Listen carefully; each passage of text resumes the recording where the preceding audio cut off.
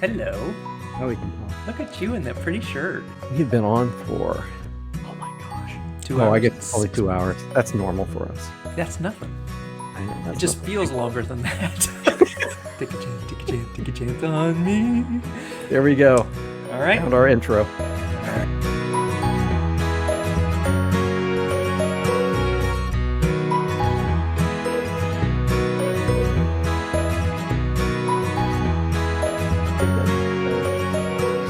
Welcome to Pondering Psalm. We are pondering Psalm 94 this week. I am Curt Austin. This is my friend. David Mullins. There you Good go, to see you, man. It's good to see you. I'm glad that you're up and about today, that you're Yeah. doing well. I like your shirt. I think that's a very snappy outfit you're I wearing. wore it just for you. Thank you. Making me feel special. Mm. Hey, 94. You've got the slides up there, so we can look at that. And this was I entered into this psalm last week as we started reading it, and it was longer. And sometimes my attention span doesn't offer a lot of hope for psalms that are longer. But it's also a little bit different than some of the psalms we've read in the past. It's not a unicorn, as you would say.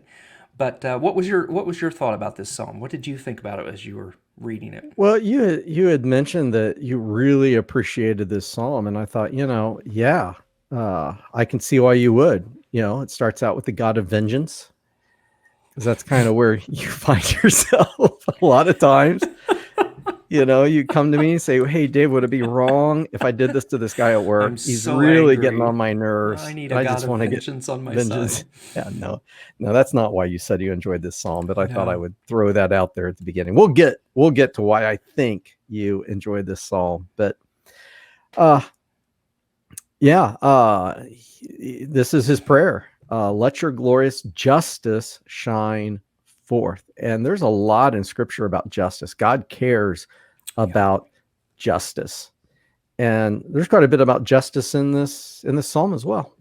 Yeah, I really like it. I mean, he calls God a judge of the earth. Yeah. Arise. I mean, step up to the role. And it really is. I mean, he's calling. Give the proud what they deserve. How long is this going to go on, where the wicked can gloat?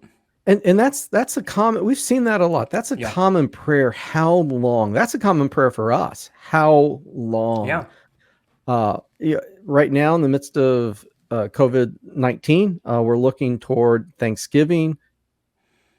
That's not next week, right? It's the week after. No, it's a week after. A week. A week after, but still, because of the pandemic, they're saying, hey, you should not be getting together with your family.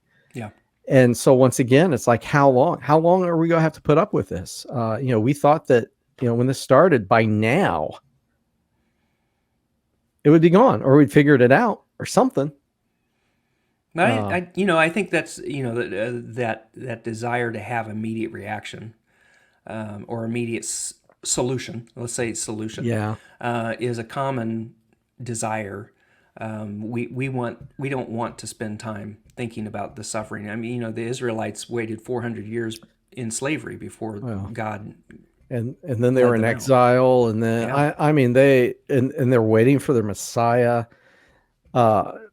Just kind of a side note, planning our Advent sermon series, and it's called Waiting. Because I get upset when I have to wait in a drive-through. Imagine just where this prayer of how long, O Lord, comes from. Good news. I saw an article this week that McDonald's is going to work on improving the speed in their drive-thrus, their efficiency and speed. So you won't have to wait as long. I haven't been going to McDonald's, so it doesn't really matter. But this is a serious call for people who have led lives. I have a friend who is an African American man, and we were talking about what's been going on in the United States, globally, to be honest. We've got friends in Canada who are just as involved in the Black Lives Matter as here in the States.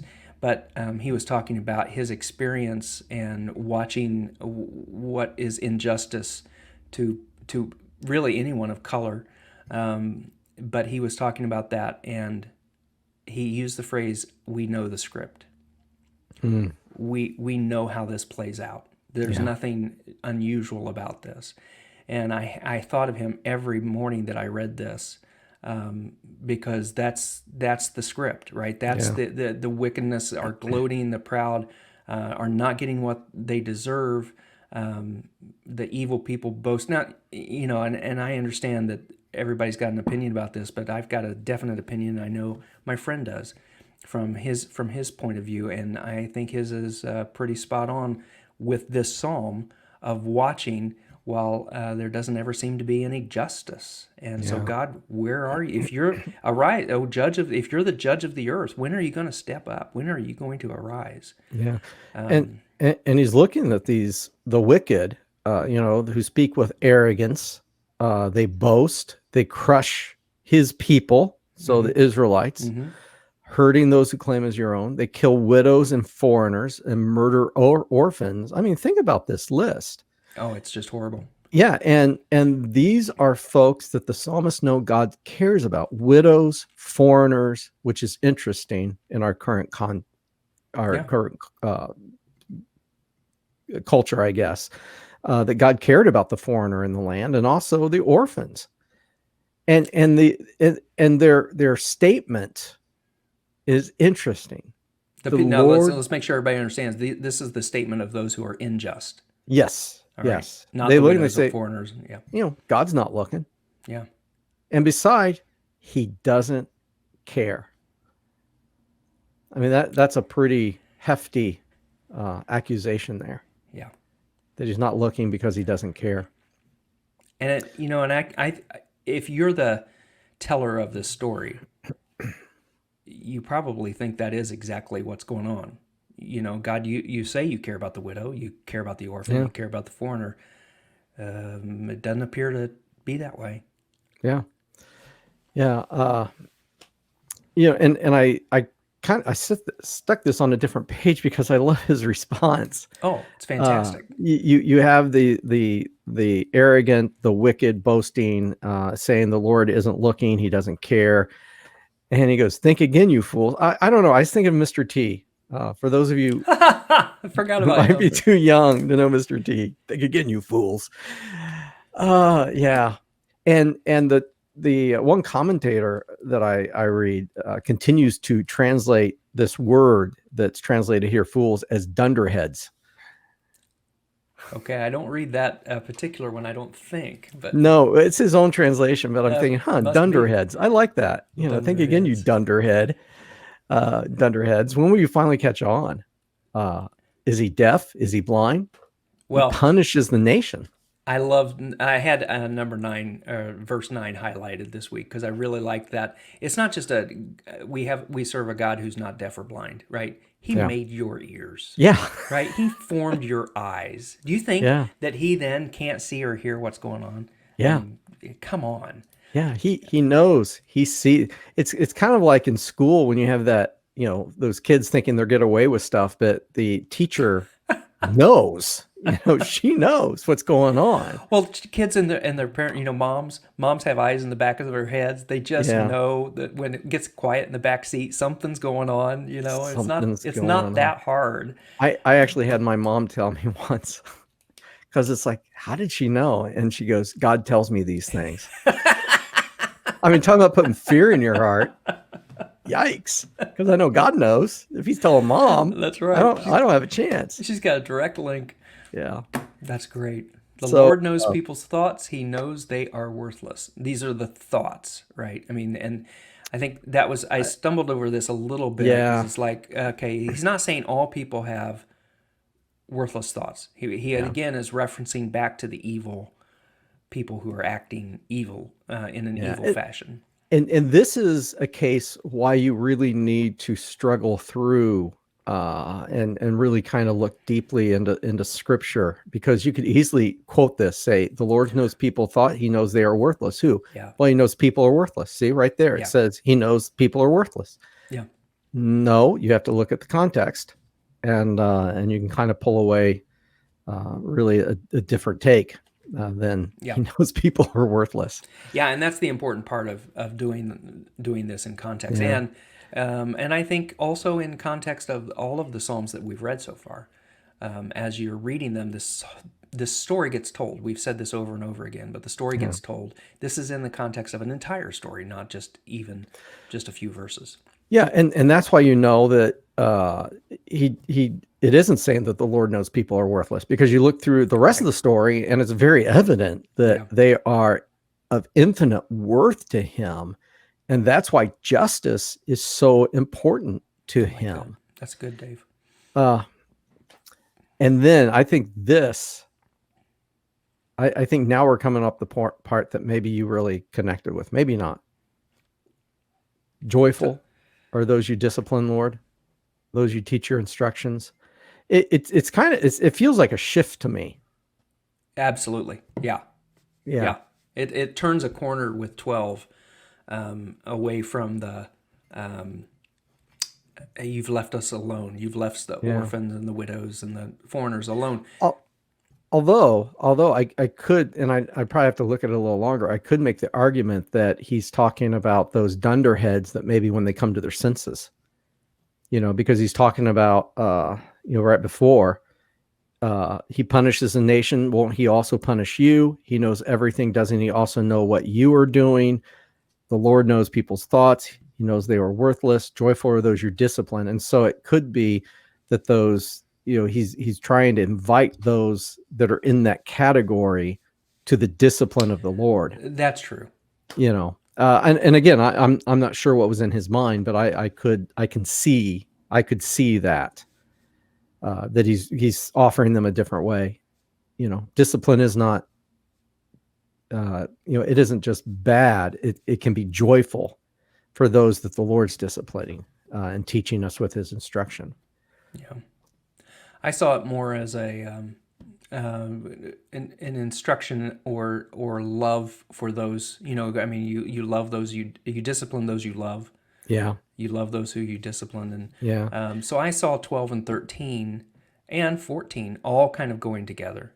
This was in reference to those who are currently suffering injustice, especially 13. And 15 as well, so it probably is trying to pull in those that feel like they're suffering from injustice, although they're, I don't know if he would say that that's part of the discipline of the Lord, but it definitely is hope that you give them relief until a pit is dug to capture the wicked. And there's, through the Psalms, one of the big dreams is that those who dig the pit for others fall into it themselves. And so there's, kind of like they're digging their own grave, is I think where that would come into play. So he won't abandon. Judgment will again be founded on justice, and those with virtuous hearts will pursue it. So if we have virtuous hearts, we are supposed to pursue his justice and judgment, I guess. Are you ready? Keep going. Okay. We're and then it becomes real. Who will protect me from the wicked? I don't know. This popped into his mind. He's like, hey, wait a minute. Who will protect me? Who will stand up for me against evildoers? You used to tell me that there was that some of the better sermons are somewhat formulaic in that you're talking about our situation, or what was it? My situation, our situation, God's intervention and solution. How did that go? I don't remember exactly what I told you, but you kind of set up this thing of, here's an experience that maybe we've all experienced and had, and then you bring God into the mix. And then the question is, how are you going to live in light of that? So that reality of the scripture. I felt like this passage, Psalm 94, fit that. Oh, I can see that. What you're saying. I mean, he starts out with saying, look, this is the terrible situation everyone finds themselves in. We all see it. Here's what God does when he judges. And this is kind of my own reality here. I mean, I want God to help save me too. Well, and in fact, he has. That's the thing in verse 17. Unless the Lord had helped me, I would have soon settled in the silence of the grave. I cried out, I am slipping, but your hesed, your unfailing love, O Lord, supported me. Now, 19 Yeah. is my favorite in this whole Okay. passage. That's the one I really love. Everything else is building up to that, but when doubts fill my mind, your comfort gave me renewed hope and cheer. And cheer. I love that. Yeah. Your comfort. Your comfort. You don't know what the Hebrew word for comfort is, do you? Did you look that up? No, I did not. I didn't I either. did I not. just lived in the, and I read it in the NLT this week. So this is exactly what Okay. the version I read, and I just something about that, and it wasn't, you know, I think what I really liked about 19 wasn't about when strangers beat me, when injustice fills the land, when it Yeah. was even when doubts. I mean, Yeah. doubts are can be the most powerful uh, adversary to our lives.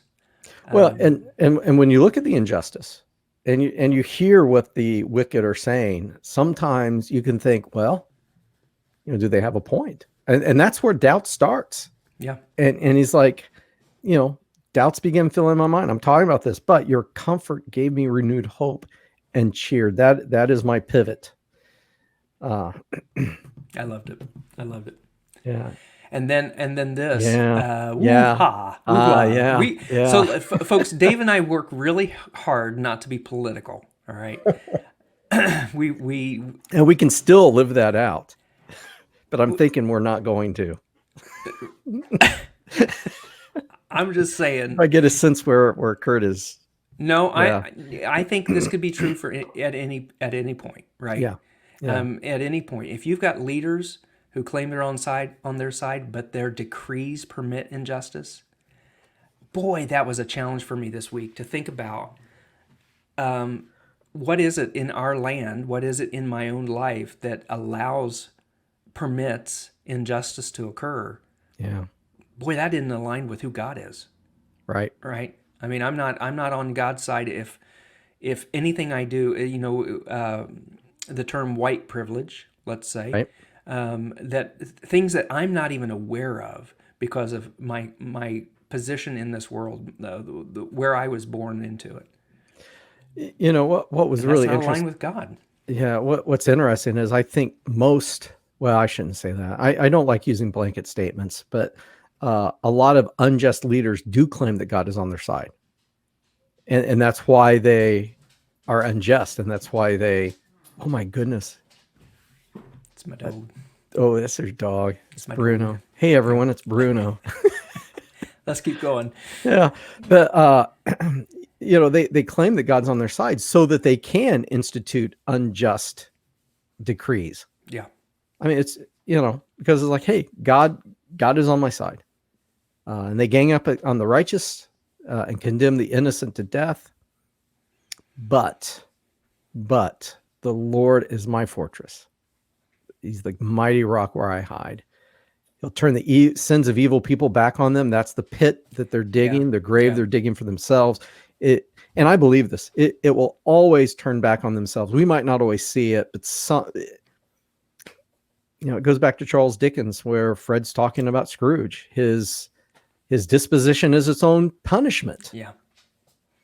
And then in the end, destroy them for their sins, because sin cannot exist. That's a theological statement, cannot exist in the presence of God. And so if your life is filled with sin, if that's who you are, and you get in the presence of God, that will be burned away. And perhaps there might not be anything left, destroy them for their sin. So, yeah. I thought this week, well, let me ask, what was your big takeaway then of this whole psalm? Well, for me, it was the same area for you. Unless the Lord had helped me, I would have soon settled in the silence of the grave. I cried out, I am slipping, but your unfailing love, O Lord, supported me. Really, it's verse 18 for me. Your unfailing love, O Lord, supported me, because I think that's a foundational statement. So mine was 19. I really like that. But I felt like this was, a few years ago, Anita and I went to Sicily. We wanted to work with the refugees that were coming in from Africa. all of Africa, moving up through Africa to the north, and then crossing the Mediterranean in Libya, out of Libya. And just this week, 74 more people died when they were on just a terrible boat that broke down and then capsized, and they all drowned. And I just always think about the refugees. Some of them, a large portion of these folks that are coming across the Mediterranean are children, 16 and younger, by themselves without any parents. And you just think, okay, well, I think Italy and some of the European countries have done a pretty good job trying to bring them in and to offer support to them. Whereas other countries have completely shut them out, and so that they spend weeks, if not months, kind of if not years now, in Libya, in camps, and where they're being abused. And I don't know. And then that's far away, right? That's across the globe. But we have the same thing on our southern border, where people are trying to come in. Sometimes trying to flee abuse in their home country, sometimes just trying to find a better life for themselves. And do our policies help them, hurt them? What do we care about most, and how does that play out in what God would want for us? And again, I'm not trying to make a political statement. I'm thinking, I'm asking the question out loud, because there is no easy answer to any of this. Right. When you see children who have drowned in the Mediterranean, and children who have drowned in the river there down in El Paso, then you really do have to wonder, are we actually serving God's best interest in all of this? Is there a way to take care of that if we're in that kind of a situation? Then you bring it close to home, and who in our neighborhood is also disenfranchised because of decisions that have been made on a local level, that have kept them away from opportunity, and not the American dream. You will not find that phrase anywhere in the Old or New Testament, that's a fallacy of our current belief that that's what God wants for us.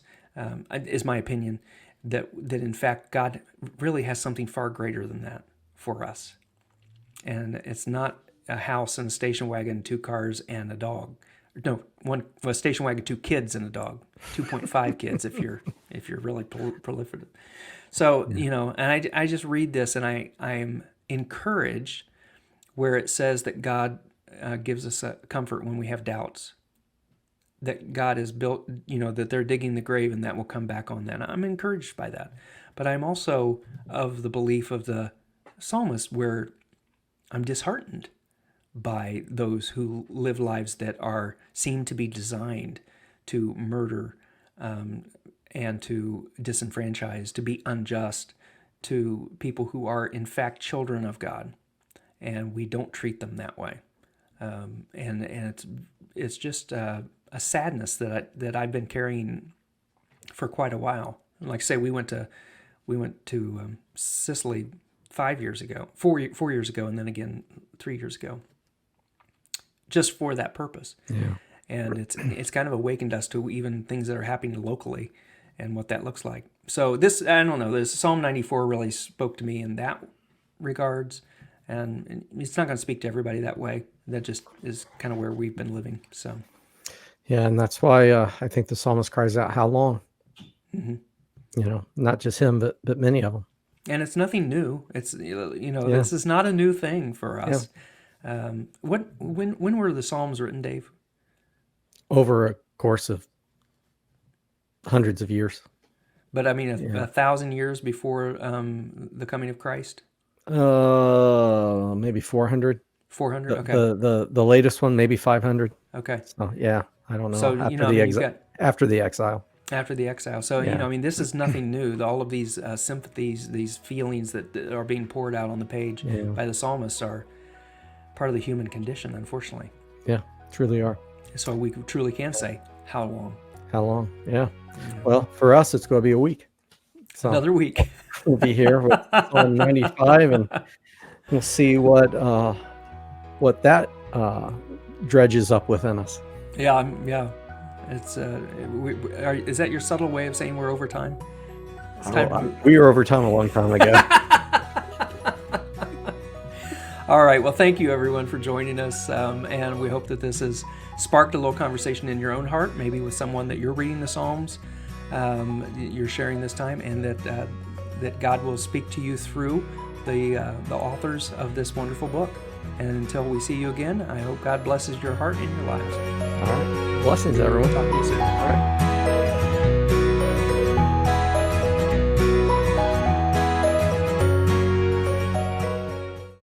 Okay. Have you seen this? No. It can't end well.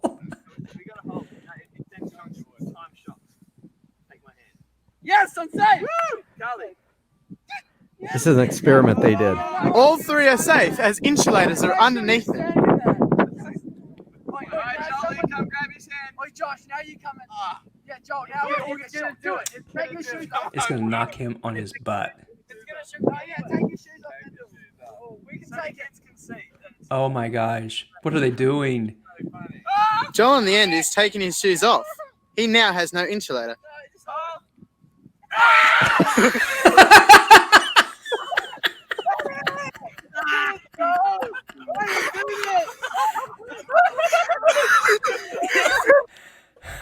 Gosh. Simultaneously.